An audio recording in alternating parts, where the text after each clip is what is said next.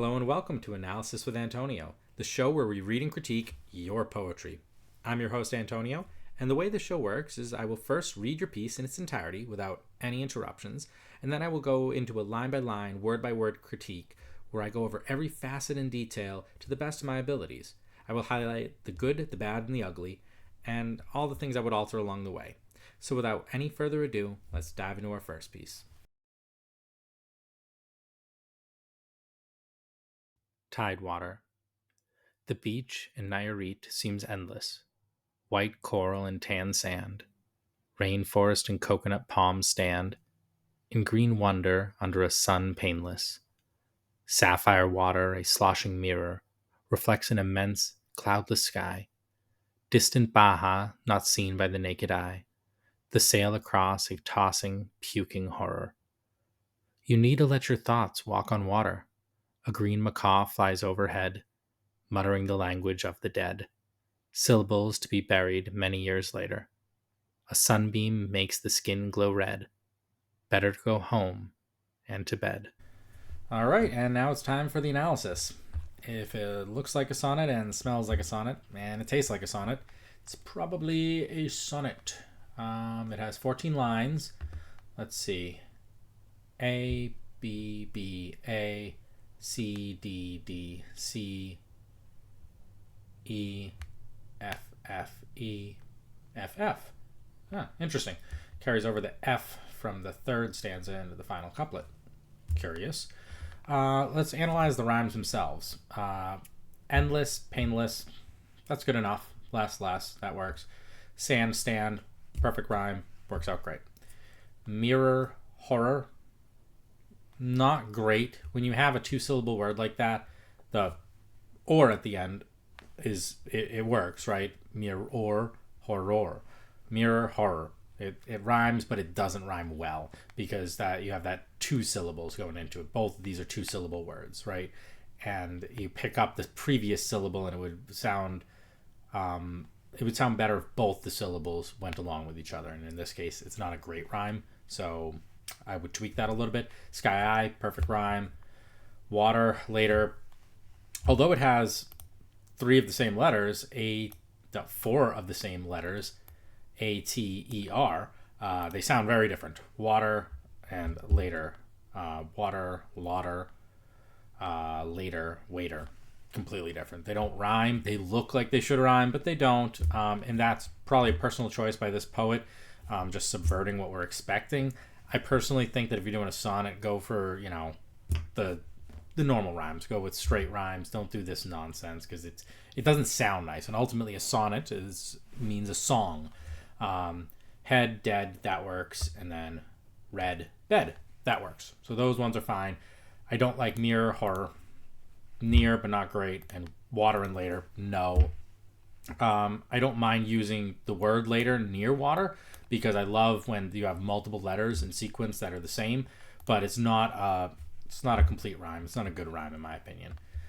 So the title of the poem, Tidewater, doesn't do too much to entice the reader. Like, it's a nature poem. I already know it's a nature poem because it's talking about tidewater and most likely about beaches and stuff, right? So it doesn't leave much to the imagination, and it doesn't really do much to entice me in. I had to look up Nayarit. It looks like it's somewhere in Mexico.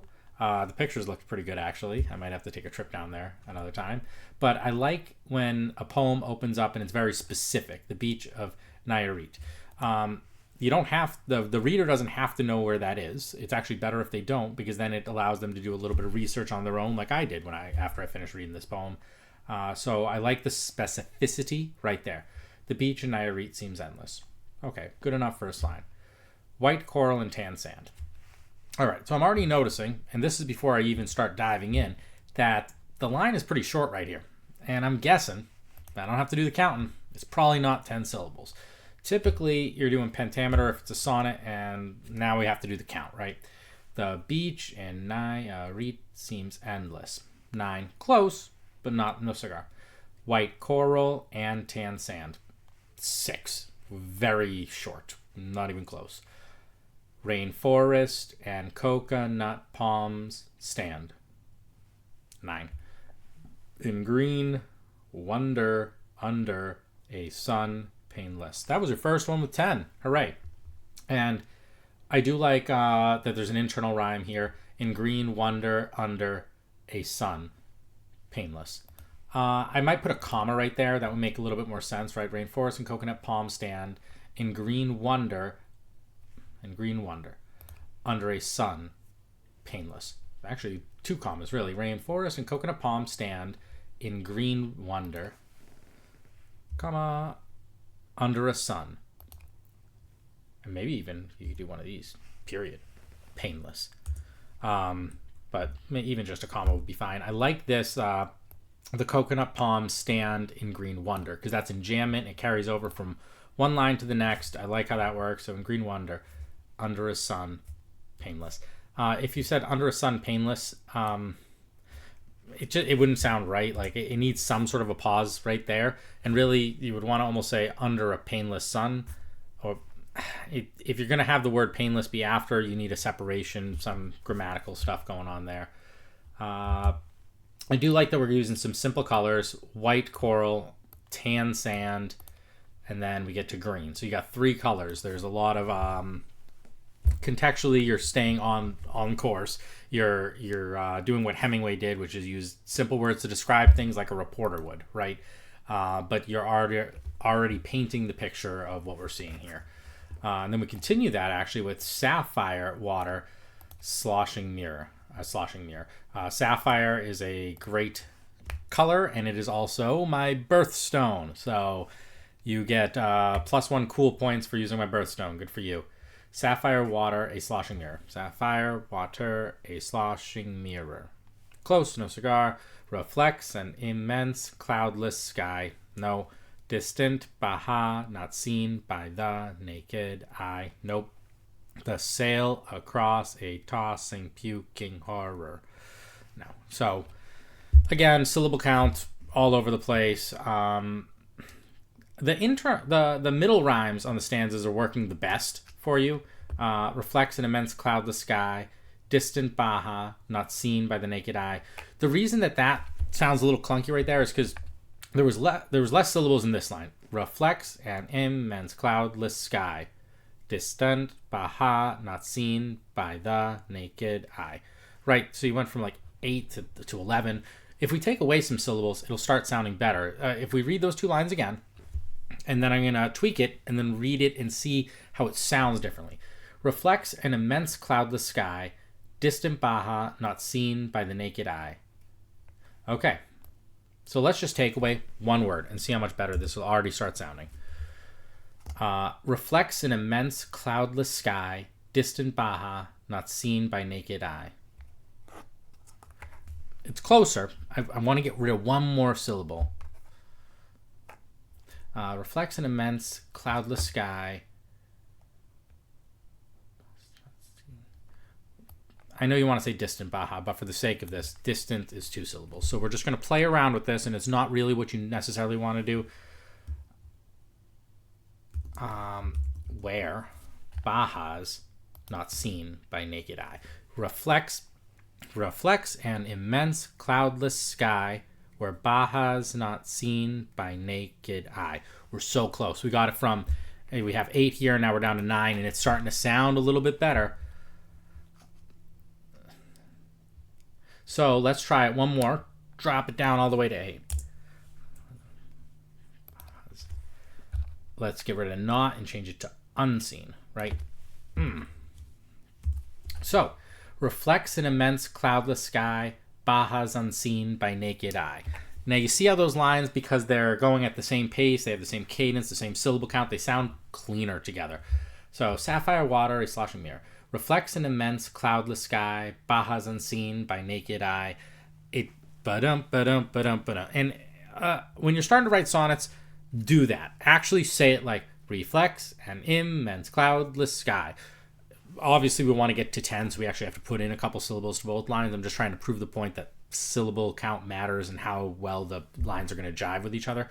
But as you're writing a sonnet, do the hard soft and pronounce the hard soft because it's music. Reflects an immense cloudless sky. Do it with your hands, do it with your mouth, speak it. bahas, unseen by naked eye. Right, and again, we only did 8 syllables just because I was messing with the lines, but if you do get it to 10 syllables, as you're rewriting this piece, I would really fixate on pronouncing the hards and softs so you feel it. And as soon as you have lines that are similar lengths, the whole piece is just going to sound a whole lot more musical, right? So let's keep going down. I did like this description. It's a little grotesque, right? But I think that's what was the point. You wanted a cutting word that jumped in there that sail across a tossing, puking horror, right? All of a sudden, we're going from like this, beach vacation sort of thing to talking about this puking horror. The puking horror could be the waves, just the kind of all the foam and the nonsense that's going on there. We're talking about tide water as the title, right? So maybe it's what the tide's pulling in. Maybe I don't know if this beach is always pristine or if it pulls in some plastic and all this other stuff. There's a lot of different ways it could be a puking horror. And what's good is it's descriptive but non-descriptive at the same time, right? It's not telling us what exactly it's puking, whether it's just the natural sea elements that it's puking or if it's some human elements involved, but we just know it's grotesque, at least grotesque to the narrator. And us as the reader, we can decide how we like to see it as grotesque, and hopefully later throughout the poem, we get an idea of what really was the case. You need to let your thoughts walk on water. I don't like it. The walk on water, it's the whole Jesus kind of stuff, right? It's a little cliche, walk on water. Anytime you reference it, not great. So you need to let your thoughts walk on water. A green macaw flies overhead. Here we have green again, right? We had green earlier. So actually, we should be doing this. We should be doing Control Fs as we go through this poem. Let me slide myself out of the way. Got to shrink myself down to fit all this wonderful goodness into your picture, right? So we have a repeated word. Repeated words are always great because it makes the piece feel more concrete. I always talk about impressionistic art where you're using the broader brush strokes, and I like that it's separated far enough. If it's too quickly after the first time, the repetition is annoying, but when it's further apart, it's good and clever. So you need to let your thoughts walk on water. Let's close that out. A green macaw flies overhead, muttering the language of the dead. I really do love those, the middle rhymes of the stanzas. They sound really nice. Overhead, dead. Those are simple rhymes, but they come across great there. And I like macaw and mutter. You got that nice alliteration with the 2 M's going there. And muttering the language of the dead. I kind of felt like there was almost a literary reference going on here, right? Because whenever you have like birds in the sea and talking about the dead and stuff, it kind of makes me think of like the albatross and stuff like that. So I felt like it was having an air of that, a tinge of that, not quite referencing it, but I like that the bird is a harbinger of something awful, muttering the language of the dead, syllables to be buried many years later. So this is a great use of enjambment because it can be read 2 ways. Muttering the language of the dead. Stop right there, right? Syllables to be buried many years later also could be in its own thought, but you could carry it over. The dead syllables to be buried many years later. That's a very interesting line there. I'm curious what you mean by the dead syllables. That's and maybe that's also pointing out that you don't care for syllable count. I thought of that when I was reading it too, because it's so far off from being anywhere near pentameter that clearly maybe you just don't care about syllables, and that's why you're talking about the dead syllables, and the dead syllables are the ones that are no longer present within your piece. So either you're being extremely clever or you're being very novice and you happen to just mention a word that made me think you were being clever. To be married many years later. Again, the later water, not great there. Then we get to the final, the couplet. A sunbeam makes the skin glow red. Better to go home and to bed. I like it. I like the turn because it's a good turn, right? At the last 2 lines, you want a volta, which is a turn. You want to change of perspective, right? After all this talk of the water and what it represents and how it looks and all this stuff, then you're just like, as I'm kind of getting beat red, I should really just go home. I should just avoid this whole nature thing altogether, right? Because nature's scary, right? Nature and humans, they don't jive well together, right? That's why we're getting a sunburn. Obviously, there's red, glowing red. We were talking about syllables earlier. I'm guessing that we're going with the homophone of red as well to read something, right? So I think that that's clever and subtle, and that works out well. But I like the idea of like, hey, all this nature stuff and all these thoughts. Yeah, I should just go inside. I should go home and go to bed. The thought is great for the Volta. The execution, not great. A sunbeam makes the skin glow red. A sunbeam makes the skin glow red. I got 8. Better to go home and to bed. It's got 8 as well, so both shy of the pentameter that we need. The better to go home and to bed. I don't like it. I almost would rather you say go again. Better to go home and to go to bed. And better to go home and go to bed. Actually, that would be kind of nice. Better to go home and go to bed. Because then you have to go and then go to. Better to go home and go to bed. Better off going home. Better off going home and to bed. Better off going home and to my bed. Okay, so better... I'm going to just rewrite this whole line. Better off going home. Better off going home.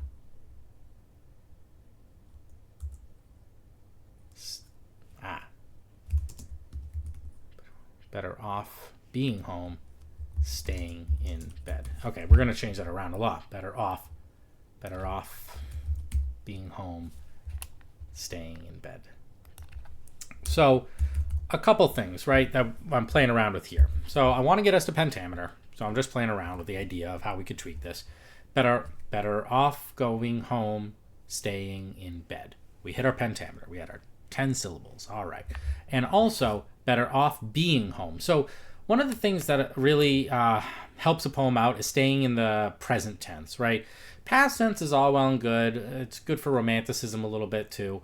But present tense is more exciting. It brings us into the moment, right? It makes us feel like we're present with the narrator as he's speaking. Better off being home, staying in bed.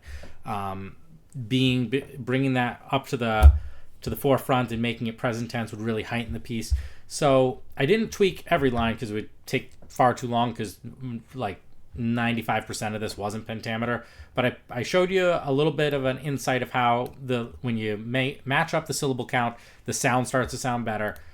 This is a line where I highlighted bringing it to pentameter and also bringing it to the present tense. So I would tweak it in those manners. I would make it all pentameter. I would start from scratch, take the ideas that we like, the ideas of using the colors throughout the piece. I think that that's a good idea, especially when you echo those colors later on. The light alliteration was good. It wasn't overdone. You could probably pepper in a little bit more into that. And I like the idea of the rhyme scheme where you carry over the end rhyme from the third stanza into that couplet. That's good. I would just tweak the rhymes where, again, they weren't really rhymes. Pronounce it out loud. I never know if English is the first language of a person I'm critiquing, so very well might not be, and I'm not making fun of you if you're just reading the word and going, well, they look the same, because sometimes people pronounce things in crazy different ways when they're learning a different language, and maybe you are from Nayarit, maybe you're from Mexico, so not so far for me to expect that maybe you're not from America, but the rest of it was generally in good English, aside from the under a sun painless, where maybe you want to have some sort of pause or have it be a separation of thought in some way. Those are the different things I would tweak on the piece. Overall, I enjoyed reading it. Lots to be worked on, but lots of good aspects to take away from it. So thank you for submitting your piece. On to the next one.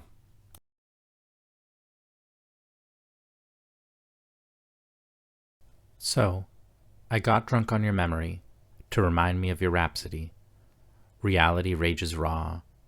I sat outside your doorstep, heart captured by a single kiss, bodies in poetry, waves of passion by morning light, washed away like shifting sands. A language lingers, with longing, only your tongue can comprehend. So, I'm just assuming it was an untitled piece. This was actually sent to me by Patrick, and this is how it appeared. I don't believe the title is Delia Roberts, so when I read it, I cropped that out, obviously. But maybe the title is Delia Roberts, and it's by Delia Roberts, or maybe it's just untitled. So the poem starts kind of rough. It starts with just so, comma.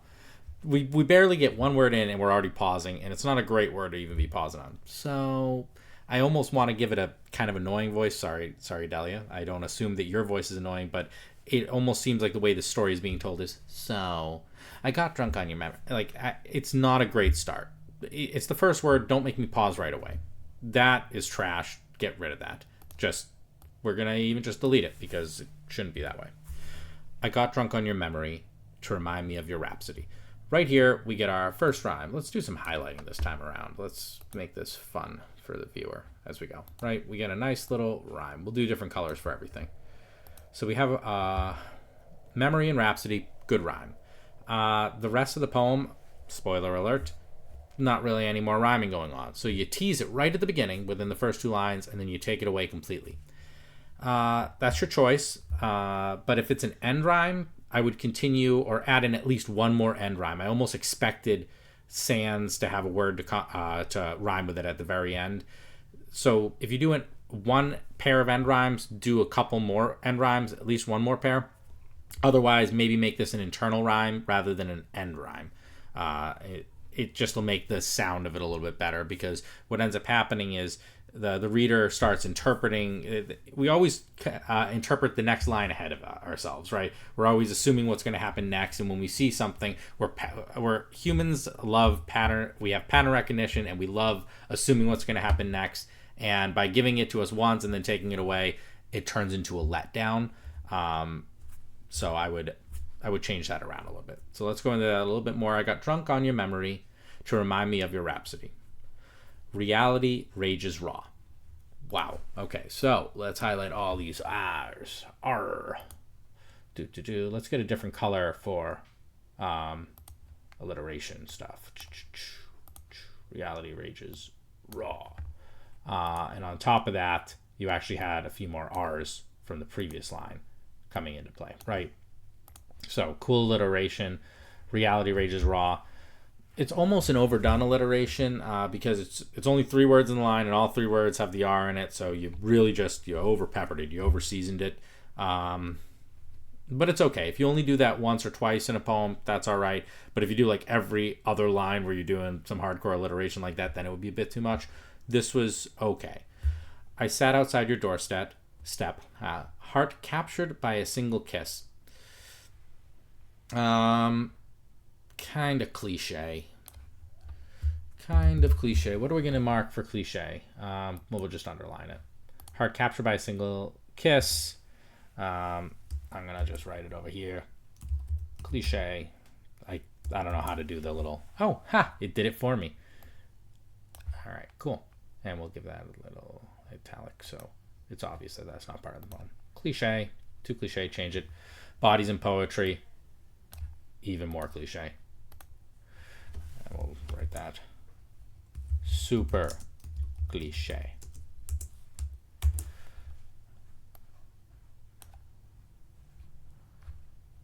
So I would tweak those. Those are just too generic, right? If we're really talking about love, we're talking about a memory of it, heart captured by a single kiss.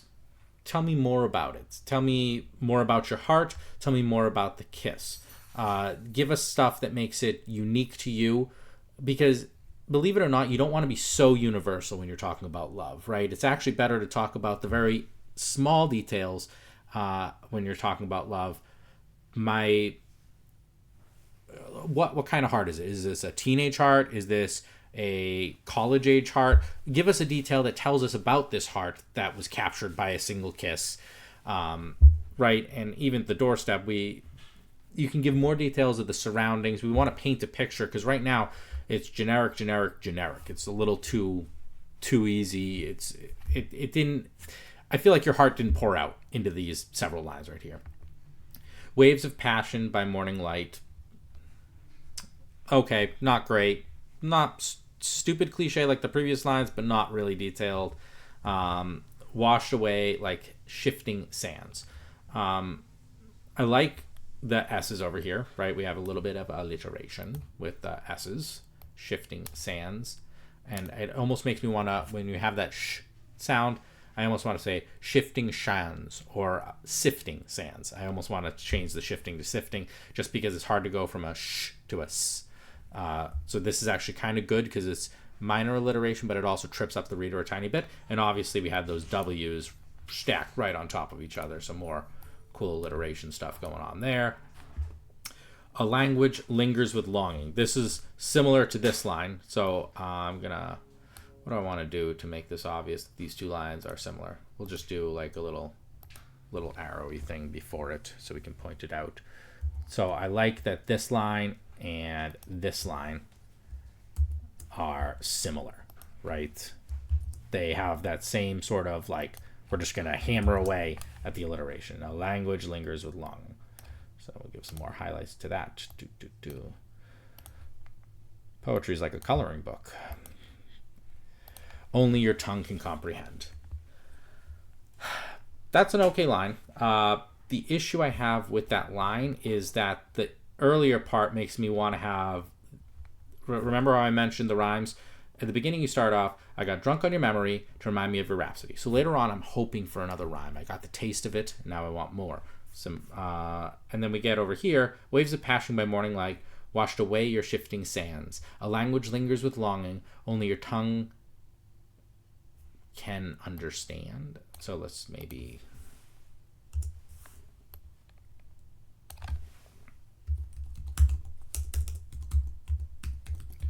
Right, so this is just an idea. You don't have to take it, but I feel like since you gave us a rhyme earlier, it would be nicer if we got a rhyme later. Washed away like shifting sand, a language lingers with longing, only your tongue can understand. Right, it's a simple rhyme, probably a little too simple, but you get the idea that right there is where you'd want a rhyme. Okay, so it doesn't have to be this, but I feel like because you started it, bookend the piece, right? Start with a rhyme, end with a rhyme, middle, drop the rhyme. Then it would be okay.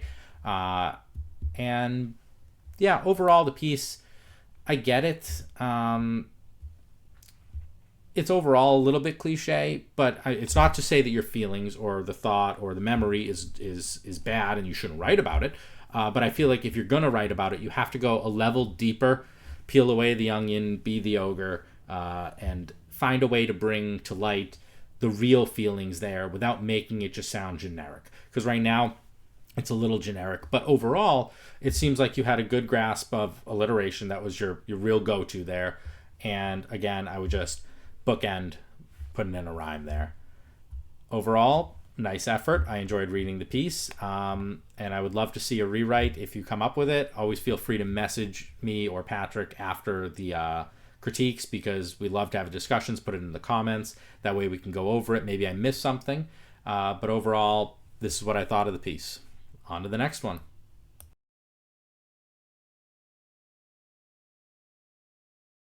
Wide-eyed words, silhouettes and shadows, fleeting reflected etches, silent stirring glimpses, carried by a whisper, storied in torn pages, unbound and faded, crumbling the figures, erasing mere glances.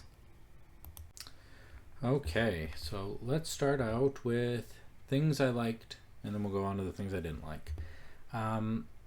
I love when a poem doesn't use first word line capitalization where every word is capitalized. I love that this is uncapitalized throughout the whole thing. I would capitalize the very first word itself, but other than that, I love that since there's no periods and no stops, no stanza breaks or anything, it's all one continued thought, and you didn't capitalize any of these, so kudos to you. Cool points, wow.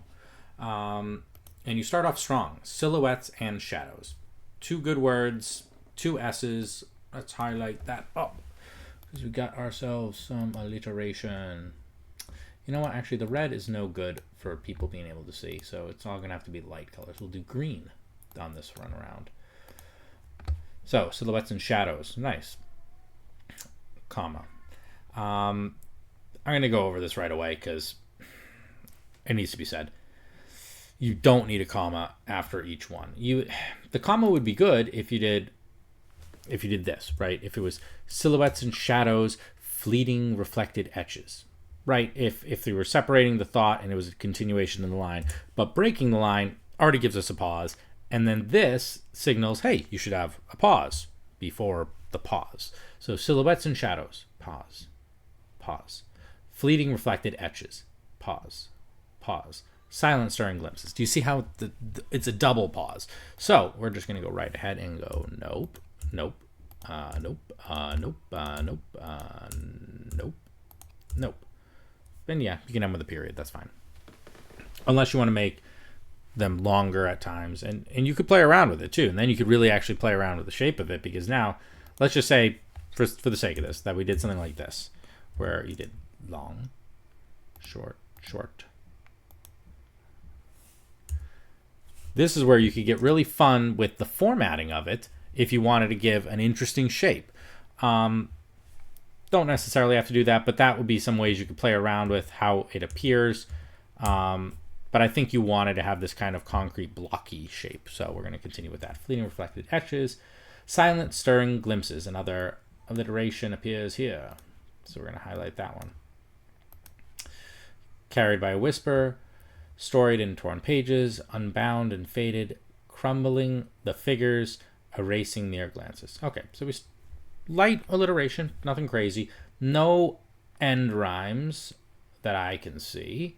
Is there anything else funny going on? No assonance, no consonants.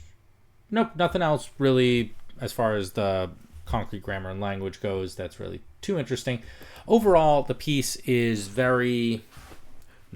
it's not specific enough. I don't know what we're talking about. Yes, the title tells us it's wide-eyed words, and this is a lot of words, and I'm wide-eyed after having read it, but I don't really have an idea of what we're talking about. Silhouettes and shadows, fleeting reflected etches, silent stirring glimpses, carried by a whisper. Storied in torn pages, unbound and faded, crumbling the figures, erasing mere glances. So the only one that gives me an idea of anything, this is probably your best line. Dun, dun, dun. And it's not because it's worded the best per se, like unbound and faded is still not telling me a whole heck of a lot, but best part. And the reason I'm going to say that this is the best part is because we get a little bit more of an idea of what's going on. We're talking about wide-eyed words, and where would words appear? Words often appear in what? A book, right? And over here, you're talking about unbound. Okay, we're going to highlight that as... I'm partially colorblind, so I can barely see that color, but maybe you guys can. Unbound and faded. It's the best part because it's making me think about words in a book. We have the words, and they are in a book. Oh, also you have the alliteration over here of wide and words. I will give you credit for that. So this is the best part because it starts getting into the details of it. But the rest of this is just descriptors. Like, you're just describing something, but not giving us that something. It's so ambiguous. They're great little lines. It's almost like you need something every other one of these lines to give us a little bit more depth. Oh, story to torn pages. That kind of goes with that whole unbound and faded. That's all part of the best part, right? Because we're talking about words that are in stories and pages, unbound and faded. So that whole section is your best part because it's describing where it is. But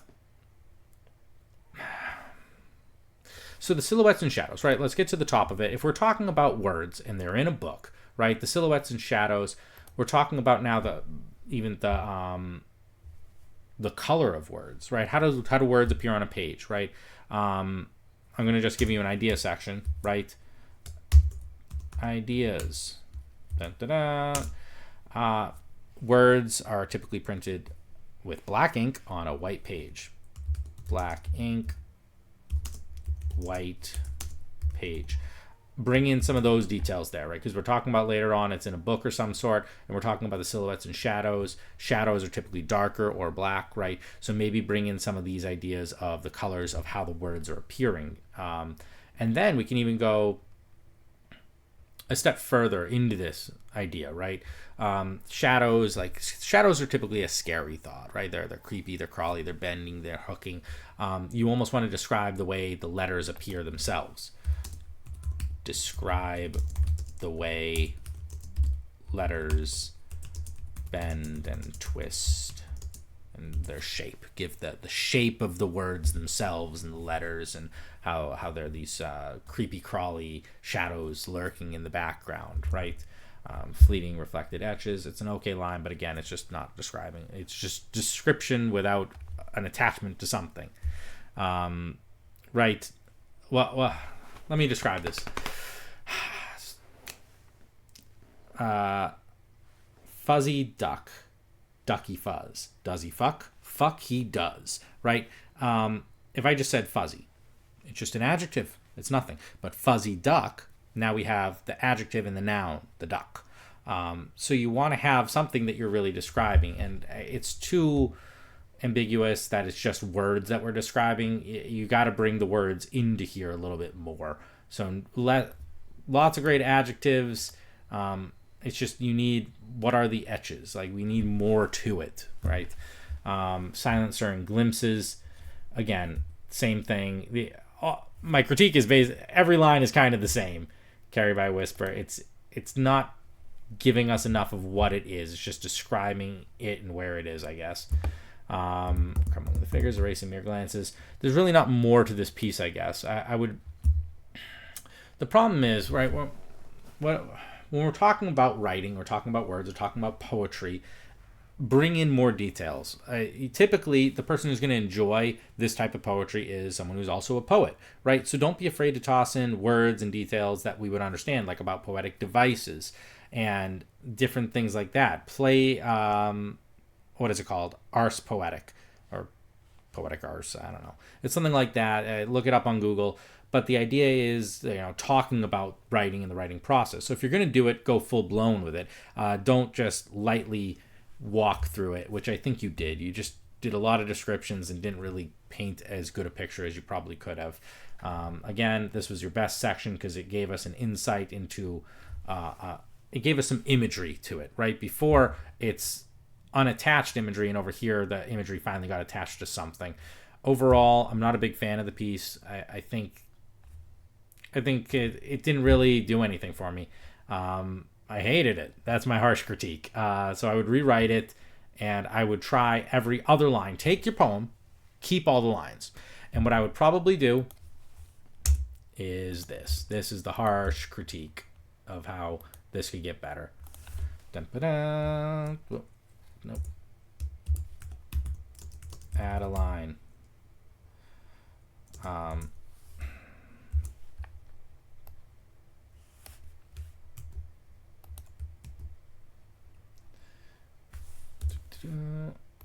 we'll do one more of those right there.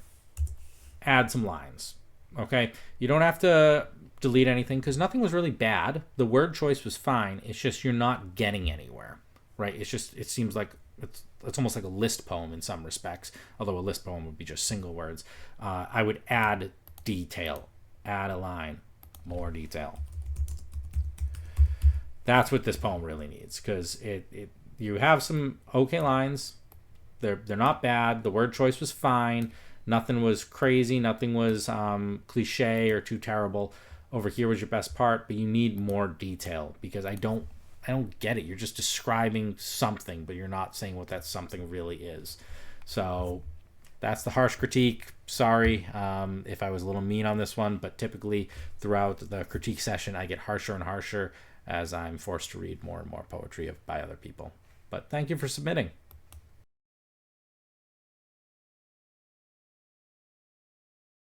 Love. How do you define it? How would you refine it? Compile it? Selfishly reprimand it? Command it? Fiend for it so deeply you demand it? And indefinitely search for it across the bellies of the deep? No sleep. The cousin of death whispers eerily, it's time for rest. You've run yourself rugged, greedily, gunning forward for what you can find deep within, so that infatuation you seek becomes accepting that we are the embodiment of love bearing skin, fortunate enough to be blessed with intelligence, intelligent enough to command our own design. Look inside and behold your magnificence, and you'll find everything you've been looking for multiplied, a symbol of power so pure if given the chance, even in the darkest days and circumstance. When all seems lost, your recompense, stumbling forward still, desire unrelenting. Your ability to adapt and deflect will blow your mind, and you'll defy the very concept of time. So when faced with the question of describing love's design, say it to yourself and tell me what you find. Okay, so let's analyze this piece. First off, in the future, please send the text of the piece. You can send the image. I love when someone frames their work like this. It's really nice. It's pretty. It's great for posting on social media. But if you send us the text, it's going to be easier for analyzing, highlighting, editing, doing all that kind of fun stuff. So for right now, I'm just going to point at things, and you guys will have to follow along with my words and the pointer. The title of the piece was Love, and the first word, as expected, was love. It kind of does the same thing that a piece earlier did, where it's got a one-word comma, right? Which is kind of annoying. Like, we're just entering the poem, and it's like, here's one word, stop, right? Love, comma, return. And again, the comma at the end of a line break, you're just extending the pause even longer. Love, pause, pause. How do you define it? So what I would do here, okay, there's a couple things, right? For starters, the whole poem, the first letter of every line is capitalized. I hate it. Don't do that, because if it's not the beginning of a new thought, it shouldn't be capitalized, and you do it throughout the whole piece. But here we start out with the concept, right, and the title, love. How do you define it? What's more intriguing is starting with a question before we tell them what we're talking about, right? So if I started the poem instead of love, how do you define it, but rather, how do you find it? How would you refine it? Love. Like, do something where you're asking the questions first and then talk about what we're asking the questions of. It would give a little bit more mystery to the poem. Instead, the mystery is lost by the very first word. So that's for starters.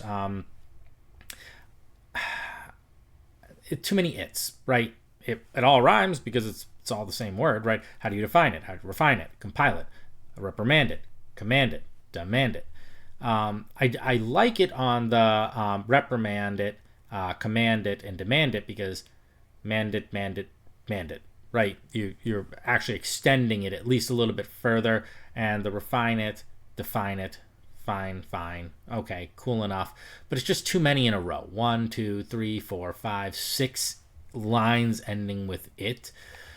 So it got a little annoying by this time into it. I'm already kind of, it's like, if you did that, I guess it's more so if you start a poem like this, then it's annoying, then it's bothersome, then I cop out. The beginning of a poem has to hook the reader in, and if you lose them in the first 5 lines, you lost them, right? You can maybe pull a stunt where you do 4 of them later in the middle of it, like a section. But again, you did 1, 2, 3, 4, 5, 6 of it, 6, right off the bat, too much. If the reader's not into it, they've dropped out. I believe when I did the reading of this, I said indefinitely search for it across the valleys of the deep. It's infinitely. So I misread that. My apologies on the reading, but I'm not going back to do it again because I thought the rest of it I did a pretty good job. I'm not great at public speaking and reading out loud, so I was very proud of myself. Pats on the back for getting through all of it. Let's go into this. I didn't like the break right over here. I get that deep and sleep rhyme, right? But right here, this whole thing is one big breath. How do you define it? How would you refine it? Compile it, selfish, reprimand it, command it. Fiend for it so deeply that you demand it and infinitely search for it across the bellies of the deep. No sleep. I almost want there to be a hard stop there. Return, maybe make it another stanza. I know it's supposed to be almost a breathless poem, but you do got to give the reader a little bit of a chance to actually grasp their breath, because it's all commas, right? And yeah, you do give us that extra pause because it's comma and then a return, but I feel like it's a separation of thought. You're finishing off this thought, and then it's like, no sleep. The cousin of death whispers eerily. This is a whole, I mean, it's even structured differently. If you didn't center the poem, it becomes a little bit more obvious what's going on. But like, you have the short lines, a couple long lines, and then it should end, and a new section begins, and here are your short lines again. This would be 5 lines all together. This word over here, rugged, I think you meant ragged. You've run yourself ragged. Rugged is like a rugged, burly man, right? Ragged is like rags. So that's a good way to remember it. So I would change that. Let's see. I do like all the G's right in this section, right? You have rugged, greedily, and gunning. So I kind of like that section of letter choices, right? Let's see. Gunning forward. For that which you can find deep within, so that infatuation you seek becomes accepting that we. This right here. Oh, wait a minute. I got to move myself. Actually, I'll move the poem. So the other thing is, when this poem being longer, I'm going to have to be scrolling through it. So forgive me for that. All right. We're going to scroll through. We're done with the top section, right? So that infatuation you seek becomes accepting that we. That we what? Becomes accepting that we. First of all, it would be bad enough if it was just a bad line break, right? Because if you didn't have that comma there, becomes accepting that we are the embodiment of love bearing skin, right? The line break is bad right there to begin with, but it's even worse because you put a comma as well. So it's dangling. It's accepting that we what? Really, it should be so that infatuation you seek, line break maybe here, becomes accepting that we are the embodiment, line break, of love bearing skin. That's how it would sound better. Ending on we, it's missing something. It needs to be attached. We are the embodiment, accepting that we are the embodiment of love. So if you're going to do the breaks, so that infatuation you seek, line break, becomes accepting that we are the embodiment of love, line break, bearing skin. Right? There's a couple different ways you can break it, but this was the wrong place to break it. So the opposite of cool points. We'll have to figure out what that is moving forward, but you got one of those. Or maybe we'll just do negative cool points. -1 cool point for you. Fortunate enough to be blessed with intelligence, intelligent enough to command our own design. That was good. I like this section right here, these two lines. Fortunate enough to be blessed with intelligence, intelligent enough to command our own design. On the poetry autopsy page, there was actually a poetic device where you use the end word as the first word of the next line.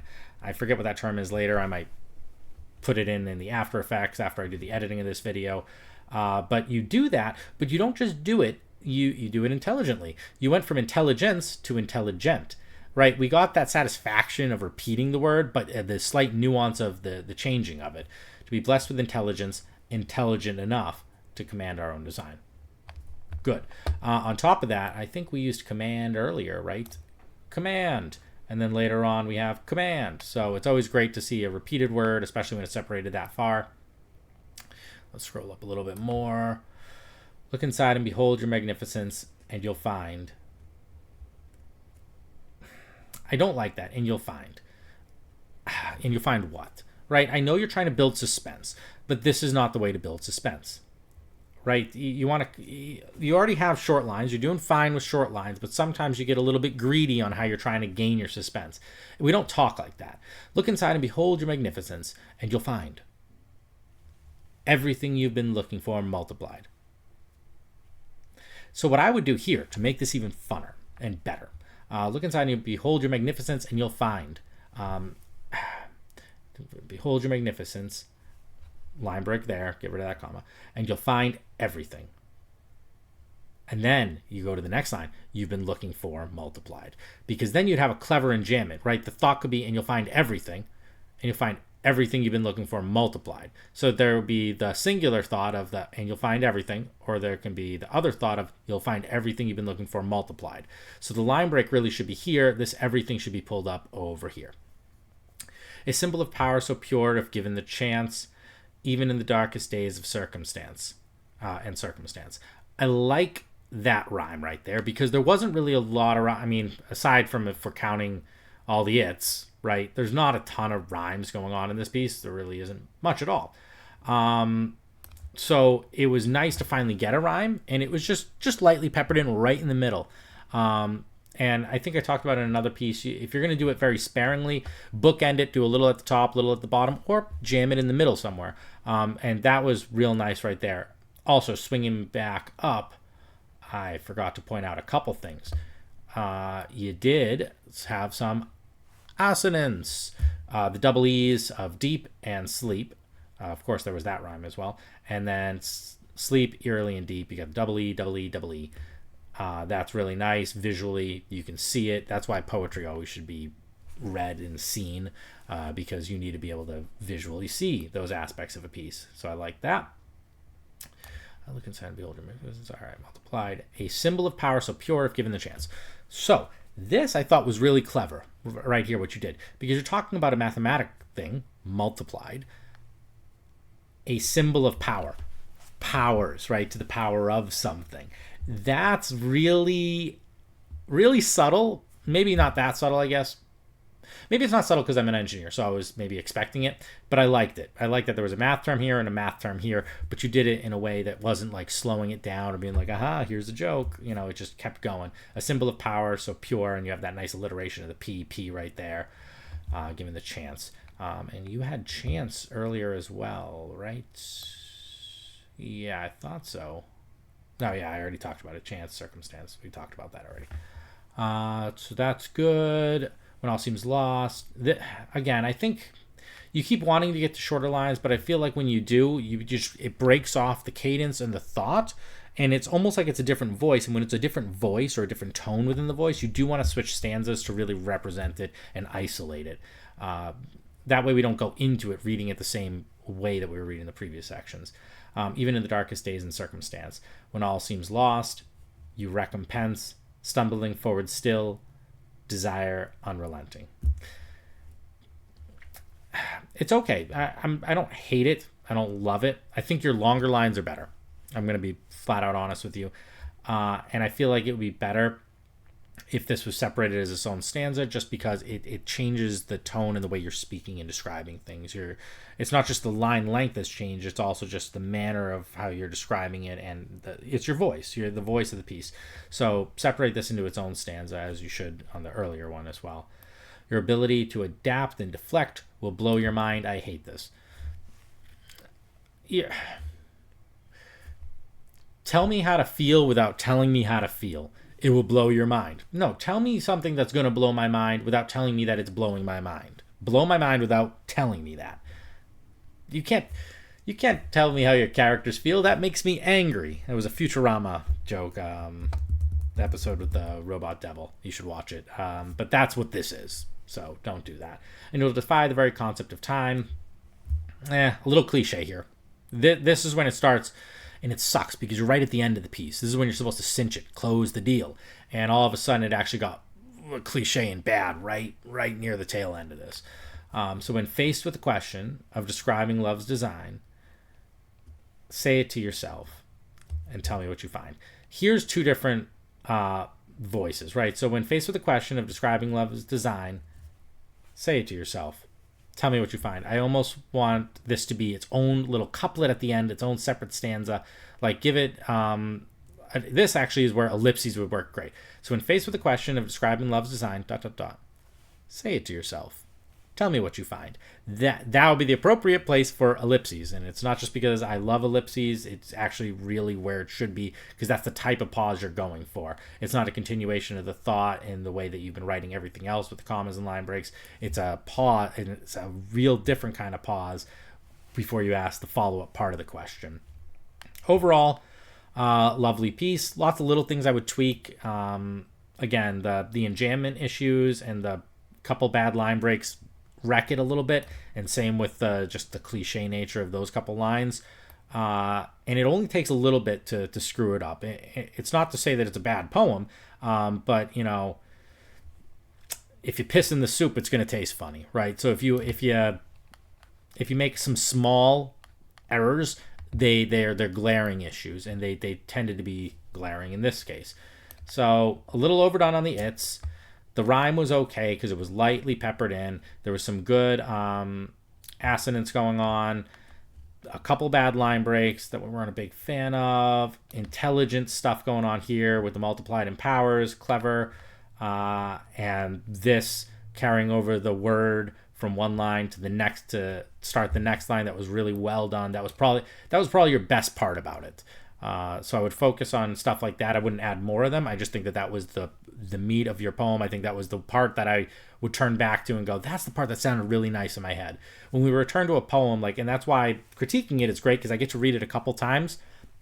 That's the part that sticks out as this is the best part of it. The rest of it, take it or leave it. It's, I don't want to say it like this, but I will. It's kind of average poetry in a lot of other respects. So, but overall, great job. The overall question, the theme itself is a little bit cliche, but I think you did a good enough job throughout the rest of it of making it new and presenting it in a good way.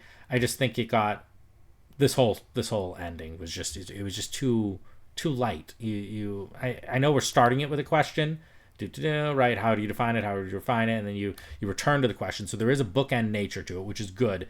It's just kind of silly and kind of soft. Maybe I'm a jaded person, and for other people they would enjoy that kind of nature of how you're answering the question by asking the question again after you've gone over everything. It didn't do it for me. So that's that. I hope you enjoyed the critique. Please leave some comments in the comment section, and we're on to the next piece.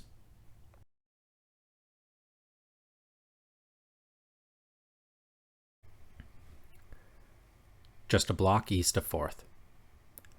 I welcome the grogginess, that dulling of my senses, until the walls turn to hazy gray, my hand coming in and out of focus, another 2 fingers of whiskey swirling in my glass. Bottoms up, making short work of a 5th. 99 bottles of beer on the wall, 99 bottles of beer. No one around to stop the madness. Booze and beer bottles litter this dingy motel room.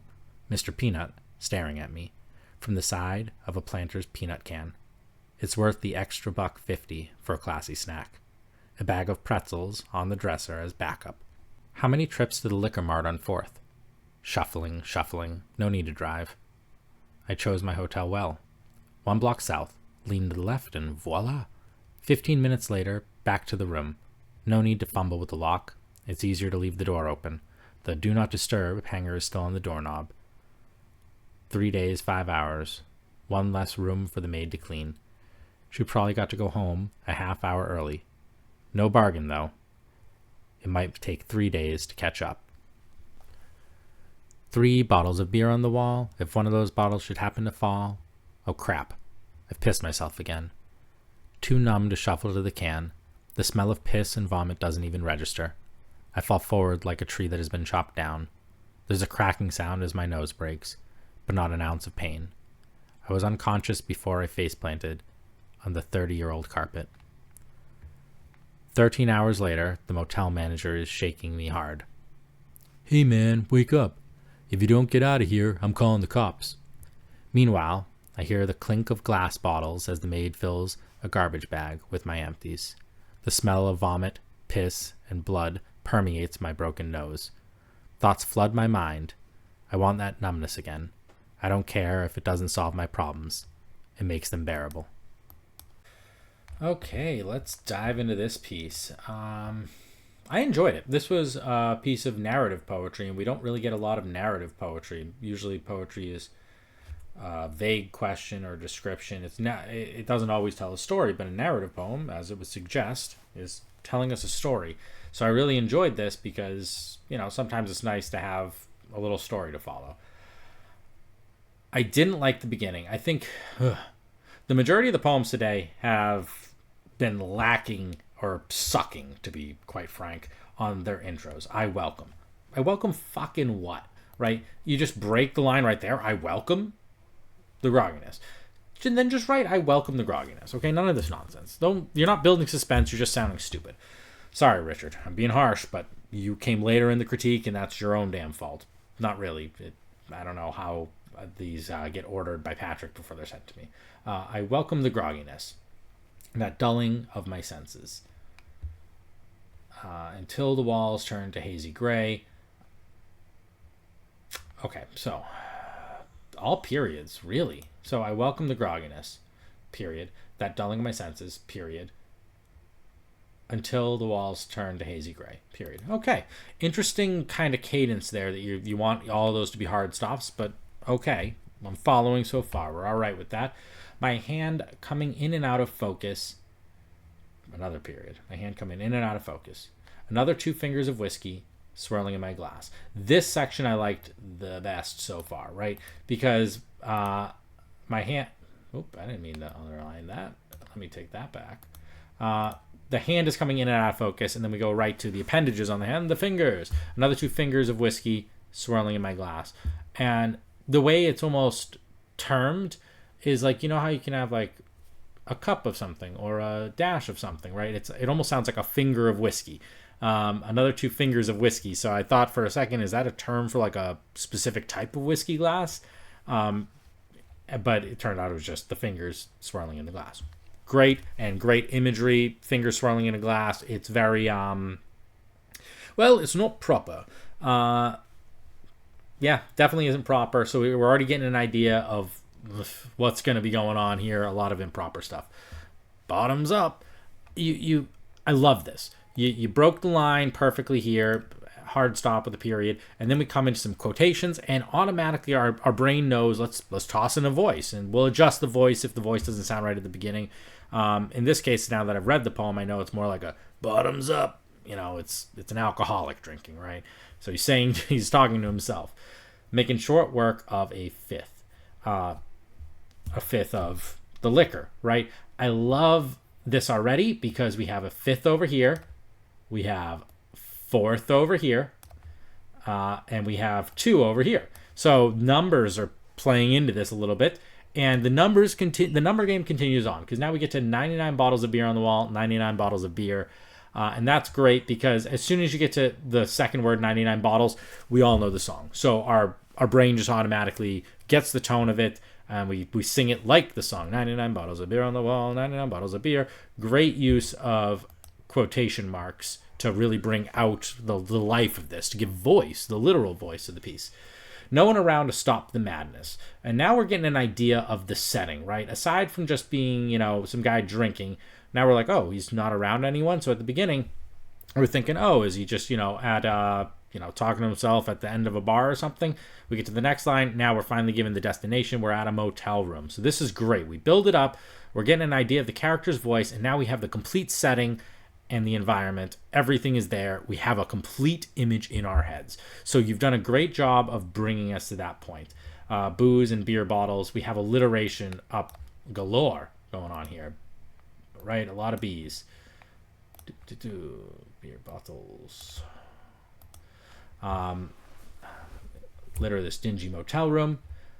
Mr. Peanut staring at me from the side of a Planters peanut can. I like this because what do we got over here? We have the repetition of the word peanut, which is kind of nice. It just, actually, it's Mr. Peanut here, right?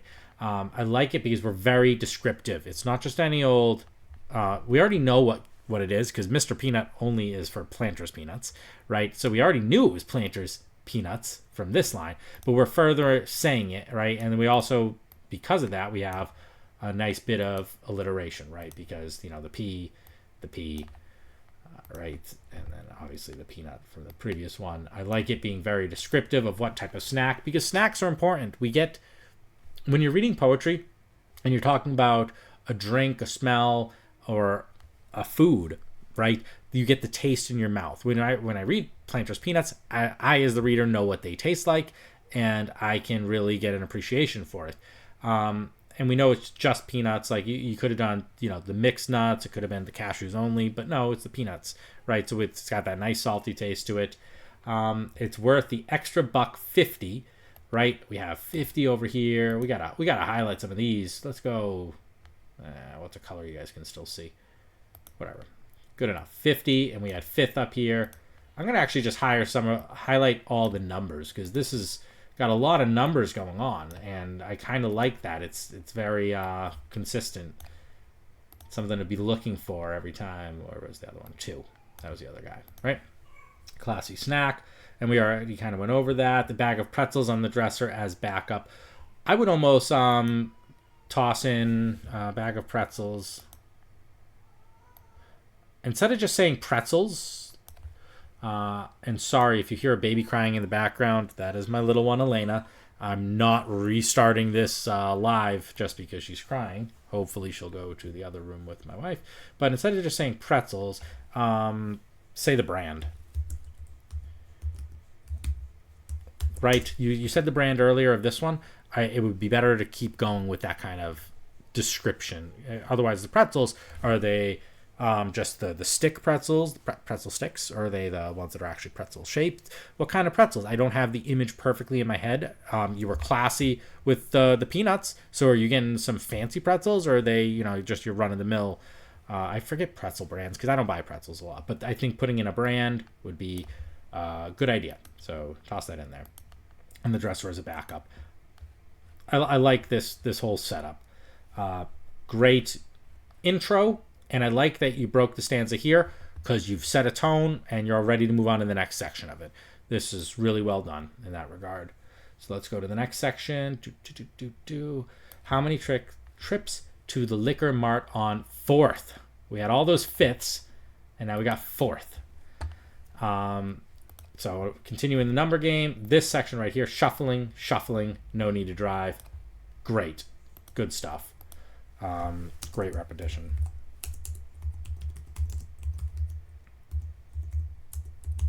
I can't type today. Great repetition. Love that. I chose my motel well. Motel well. They got an internal rhyme going on here, which is kind of nice. Tell well. It's quick. You almost don't notice it, but it's there. So that was really nice. 1 block south. We got another number. Gonna keep playing the numbers game. Lean to the left and voila. I almost want this to be look south, lean to the left, and voila. I almost want this. You might want to play around with that. You're bringing in the voice in the other sections. The voila, it seems like it's not the narrator saying voila. It seems like the person would almost be saying voila. So maybe play around, see if you like it, see if you don't like it. Take it or leave it. 15 minutes later, back to the room. Okay, we got more numbers. Boo, boo, boo. Back to the room. No need to fumble with the lock. It's easier to leave the door open. I love this. This whole section, it's just between the repetitions, we're getting an idea. He's going to the liquor store. He's coming back. He's kind of we get an idea of the character. He's a little careless, right? And also just doesn't care anymore. Careless. He doesn't care anymore. Yeah, that's what careless means, Antonio. Right? Leaving the door open. The do not disturb sign. This is good. Great.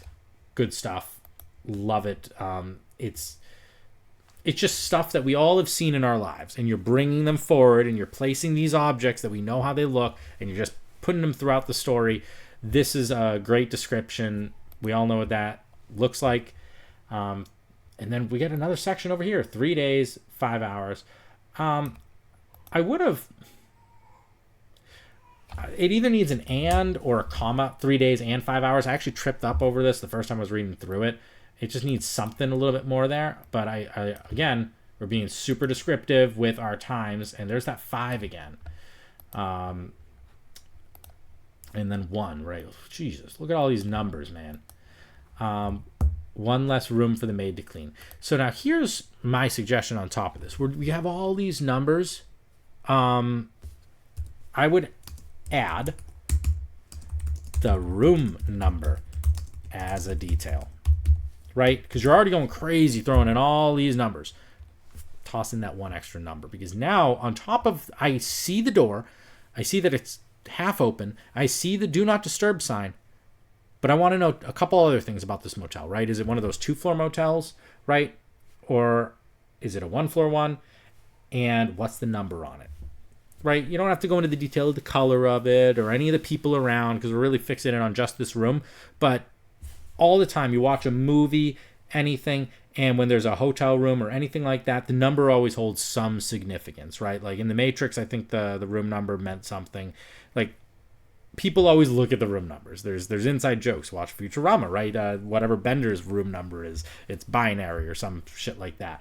Add the room number. It's a silly detail, but it allows you to get away with something, because the numbers can always mean something, right? And I'm still trying to decipher what the numbers mean in this, right? 7 is heaven. 6 is chicks, right? Whatever, the game of kings. But numbers always represent something. Yep. The devil is 666. God is 7. Man is 5. Man is 5. There's a lot of 5 in here. But aside from just giving us those numbers, layer up some of the meanings. Maybe there is. I just haven't found it yet, and I'm hoping that there is meaning to it. But if there isn't, add it. And again, add the room number. She probably got to go home a half hour early. That's working out okay. You got the H's for the alliterations. Got to go home. The GG's, more alliteration. No bargain, though. It might take 3 days to catch up. I didn't like to catch up. I'd almost want to do something else there. She probably got to go home a half hour early. No bargain, though. It might take 3 days to... Because really we're trying to say to fix the mess you're making, but without giving it away. You know what? Actually leave it to catch up. Because I like that we're not telling us exactly what's happened. It's about to come later in the poem. We already read it, so we know what's coming. But you know what? Leave the mystery. You're good in this spot. I love that the song returns. Good job on having the song return. 3 bottles of beer on the wall. We got our number again, but we're way far down in the... I don't think that he's actually drank 99, right? Because that would be ridiculous. Well, 96 in this case, because he's got 3 more to go. But it would be impossible, first of all. But he's somewhere further into the song. That's all we know, and I like that. If one of those bottles should happen to fall... I don't remember that part of the song. To be honest, maybe I just don't remember the original. I thought it was 99 bottles of beer on the wall, 99 bottles of beer. Take one down, pass it around, 98 bottles of beer on the wall, and then you keep going down the list. I don't remember that if one of those bottles should happen to fall. Maybe there's some different variants of the song, but it's piqued my curiosity a little bit. So I like it because it's different than the way I've heard the song. This right here, the oh crap. Of all the times, people usually are aggressive with exclamation points, and don't need it. That's the time you could have used it. And I wouldn't have... I know you're trying to, wrap these lines over. That's a good spot to just say, oh, crap. And then you're leaving the reader hanging because you break the line right there. Oh, crap, what? I've pissed myself again. There's where a great line break would happen because you would have the exclamation point. Oh, crap. The pause. The realization of what's happened now for us. So just minor changes there. Too numb to shuffle to the can. Here we go. This was earlier repetition of a word. We'll just make it red. The word is shuffle. Shuffling. Every day I'm shuffling to the can. And this also repeats from earlier because we had a can over here. And then we had a can from the peanut. Right? Can. Do the can. The smell of piss and vomit doesn't even register. This is okay because this is a narrative poem. Usually in a normal poem, I wouldn't want you to describe it so thoroughly. But in this case, it works out good. The smell of piss and vomit doesn't even register. I fall forward like a tree that has been chopped down. A little too on the nose, which is ironic because later on we break the nose, right? But a little too on the nose. I fall forward like a tree that has been chopped down. I keep making Futurama references, but I got to make a reference to it again. They were talking about like metaphors and how they always talked about them on Star Trek. And he's like, it's like a balloon and then something bad happens, right? I fall forward like a tree that has been chopped down. It's just too on the nose. It's a little too much. But I did like that there is a cracking sound as my nose breaks because it follows it up. And I understand why you talked about it being like a tree. Because when a tree falls, there's the cracks and then it falls and then the thud, right? So I like that we brought in the sound effect, but the sound is more attached to the nose than it is to the tree. So it really tied the metaphor together, but not an ounce of pain. This is a clever bit of wording because I gotta highlight that in something yellow. This is great. Golden. You get like a gold star for this one. Cool point because we're talking about liquor, and what does liquor come in? 40 ounces to freedom, right? Ounces, but we're not having an ounce of pain. You've had a lot of other ounces, but no ounces of pain. So that's really nice, very pro. I'm happy with that. I was unconscious before I face planted on the 30-year-old carpet. I like this because we get the numbers again, but we still don't really have an idea of the age of this person. We just know that this is an old motel now, but I almost felt like the 30-year-old was a young alcoholic. For some reason, even though it's talking about the carpet, it almost made me want to think, because 30-year-old is like an age of a human. It's like my age, right?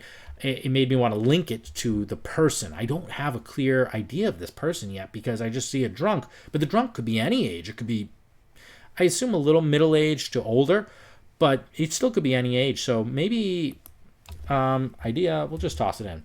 Idea, age of person. Give us some description. Description.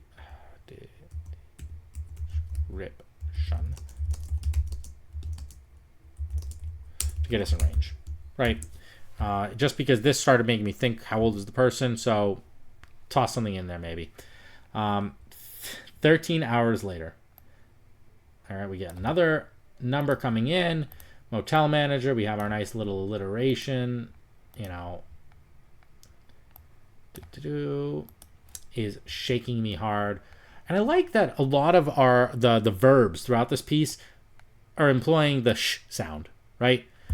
Because we were doing a lot of that shuffling earlier, right? The SH is over there, and now we're doing some shaking, right? It's really far apart from each other, but it's noticeable that the actions have a lot of that type of sound going its way.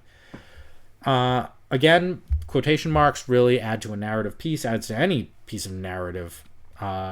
It's just great because I get to pick the voice in my head, and I decided as I was reading it that it's like a hey man, especially because when you start with hey man, comma, you're gonna get the Cheech and Chong voice coming out, like hey man, wake up, if you don't get out of here, I'm calling the cops. I think that for the manager, I would have gone a different way. I get that specific voice in my head, and maybe if you don't want the Cheech and Chong voice, get rid of the hey man.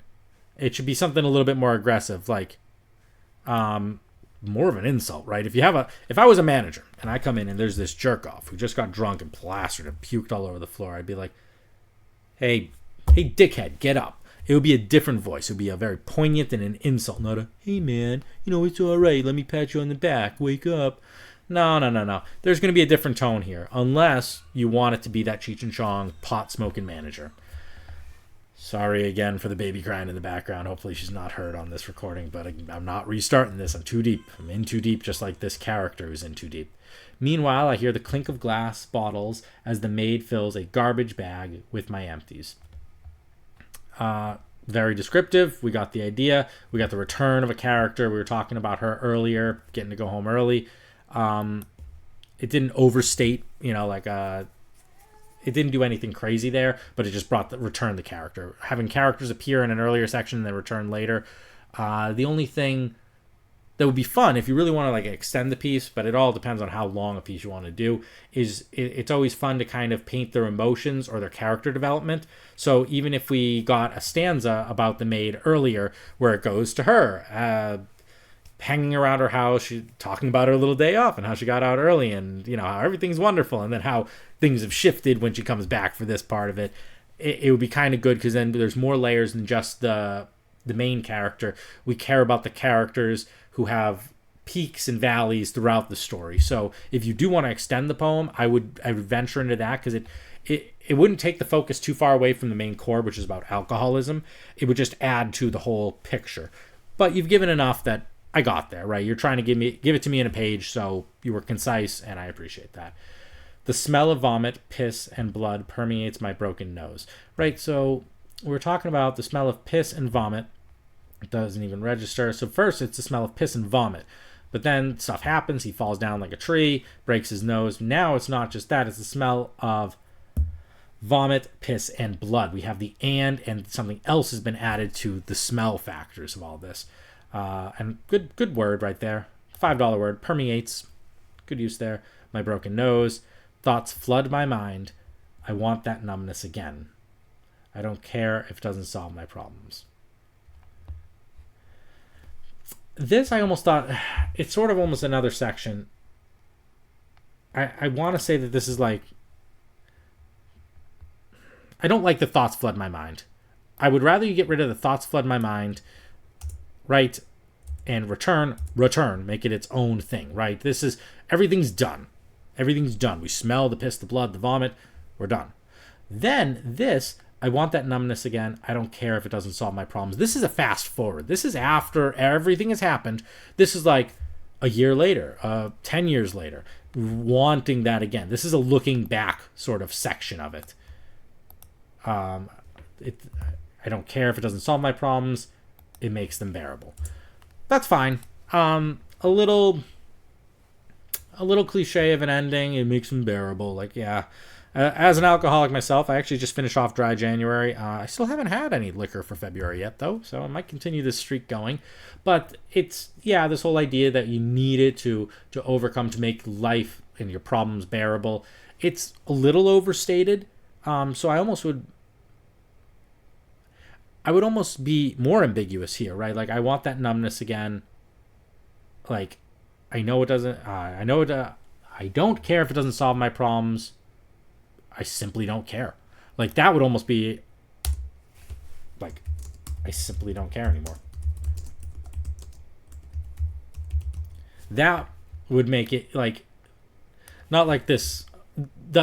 Because it makes them bearable is more the external person who's not an alcoholic trying to craft a narrative around the alcoholic, which you kind of allude to in your, you put a little piece thing under the piece saying that you've been around alcoholism so you can speak to it, but the line that you added makes it, isn't something the alcoholic would write. This whole piece is as if it was written by the alcoholic, but the last lines make it sound like it's someone reflecting on an alcoholic.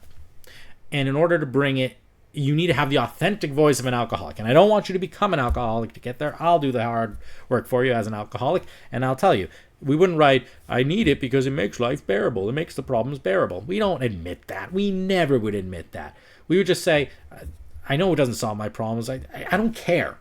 Answer it like an alcoholic would answer to why they need another drink. I simply don't care anymore. Something like that would be a finite ending to this piece. Overall, love it. This was a great narrative poem, and I appreciate you sending it our way. So that's probably going to be the last piece we analyze in this series. I'll add this much. I read through some of the other pieces, and they were not great. If you're going to send, how do I want to say this in a nice way? If you're going to send a piece for a critique, send a piece like this. Send a piece like any of the prior pieces where there was an honest effort.